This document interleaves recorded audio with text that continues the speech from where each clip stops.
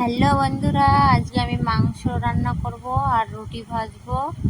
তো এখানে দেখো আমি আটা মাখিয়ে রেখেছি আর মাংস রান্না শুরু করে দিয়েছি। তো দেখো মাংস সুন্দর করে কষিয়েছি। আর আমার ছেলে তো কষানো মাংস খুবই ভালো খায়। আমার ছেলে কেন, আমাদের বাড়ির সবাই কষানো মাংস খুবই ভালো খায়। তার জন্য আমি এক বাটি কষানো মাংস রেখে দিয়েছি। তো দেখো আমার ছেলে খাওয়া শুরু করে দিয়েছে আর আমিও রুটি দিয়ে মাংস দিয়ে খাওয়া শুরু করে দিয়েছি।